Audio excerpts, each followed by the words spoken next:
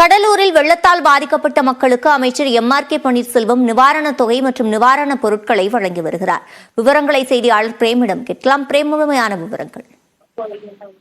சிவரஞ்சனி, கடலூரில் தற்போது வெள்ளத்தால் பாதிக்கப்பட்ட மக்களுக்கு தமிழ்நாடு வேளாண் மற்றும் உழவர் நலத்துறை அமைச்சர் எம்.ஆர்.கே. பன்னீர்செல்வம் தமிழ்நாடு அரசு வழங்கிய நிவாரணத் தொகை மற்றும் நிவாரணப் பொருட்களை வழங்கி வருகிறார். குறிப்பாக பெஞ்சல் புயல் மற்றும் தென்பெண்ணை ஆற்றில் ஏற்பட்ட வெள்ளப்பெருக்கு காரணமாக கடலூர் மாவட்டத்தில் 25க்கும் மேற்பட்ட ஊராட்சி கிராமங்கள் மற்றும் கடலூர் மாநகர பகுதிகள் என அனைத்துமே கடுமையாக வெள்ளப்பெருக்கு என்பது ஏற்பட்டு கடுமையாக மக்கள் பாதிக்கப்பட்டது. இந்த நிலையில் தமிழ்நாடு அரசு சார்பில் தமிழ்நாடு முதலமைச்சர் மு.க. ஸ்டாலின் அவர்கள் பாதிக்கப்பட்ட மக்களுக்கு தலா 2000 மற்றும் 1 கிலோ பருப்பு மற்றும் 5 கிலோ அரிசி உள்ளிட்ட நிவாரணப் பொருட்களை வழங்கப்படும் என அறிவித்தார்.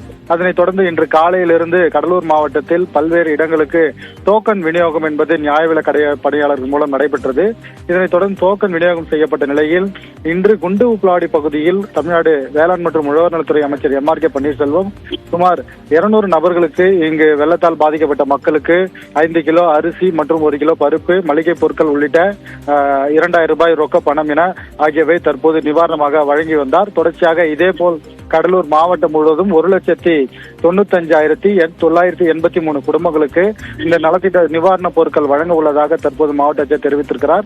தொடர்ந்து இன்று 95 நியாய விலைக் கடையில் மக்களுக்கு வழங்கப்படுகிறது. நாளையிலிருந்து அனைத்து பாதிக்கப்பட்ட மக்களுக்கும் இந்த நிவாரணத் தொகையை தமிழ்நாடு அரசு அறிவித்த நிவாரணத் தொகை மற்றும் நிவாரணப் பொருட்கள் வழங்கப்படும் எனவும் தற்போது தெரிவித்திருக்கிறார். சிவரஞ்சனி, விவரங்களை வழங்கியமைக்கு நன்றி பிரேம்.